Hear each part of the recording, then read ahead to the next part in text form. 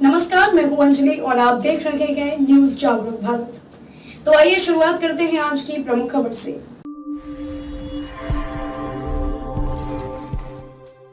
BJP पर पड़ी बजरंगबली की गदा, लोगों ने मारी लात। कर्नाटक चुनाव रिजल्ट के बाद संजय राउत का मोदी शाह पर वार। कर्नाटक विधानसभा चुनाव की मतगणना जारी है। कांग्रेस लगातार आगे चल रही है। कांग्रेस को बहुमत मिल सकता है।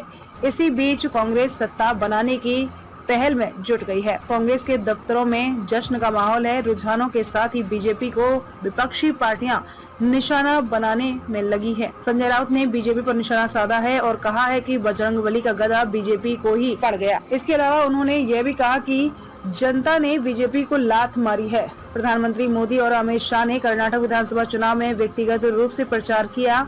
इन दोनों नेताओं ने कर्नाटक में रोड शो और जनसभाएं की। हालांकि स्टार प्रचारकों और सारी व्यवस्थाओं को दांव पर लगाने के बावजूद बीजेपी को कर्नाटक में अपेक्षित सफलता मिलती नहीं दिख रही है। इसी पर संजय राउत ने पीएम और अमित शाह को निशाने पर लिया है। उद्धव ठाकरे गुट के नेता संजय राउत ने दावा किया कि 2024 में लोकसभा चुनाव में भी बीजेपी को हार मिलेगी। उन्होंने बीजेपी पर निशाना साधते हुए कहा कि कर्नाटक में वही हो रहा है जो 2024 में होगा। संजय राउत ने कहा कि कर्नाटक में श्री राम और बजरंगबली सत्य के पक्ष में आ गई है। बीजेपी पर पड़ी गदा। संजय राउत ने कहा कि अगर कांग्रेस कर्नाटक में जीत रही है तो यह पीएम मोदी और अमित शाह की हार है। उन्होंने कहा कि बीजेपी ने अपनी हार को देखते हुए बजरंगबली को मैदान में उतारा, लेकिन उनकी गदा भाजपा पर ही पड़ गई। अमित शाह और मोदी की हार।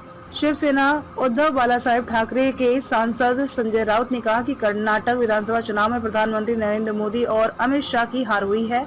उन्होंने कहा कि पीएम और गृह मंत्री को इस हार को स्वीकार करना चाहिए। संजय राउत ने कहा कि कर्नाटक में लोकतंत्र की कहानी काम आई है। संजय राउत ने आलोचना करते हुए कहा कि कर्नाटक की जनता ने खो के सरकार के लोगों को लात मारी है। खबरों में अब तक के लिए बस इतना ही। मिलते हैं फिर ऐसे ही बड़ी खबर के साथ। तब तक के लिए नमस्कार और देखते रहिए न्यूज जागरूक भारत।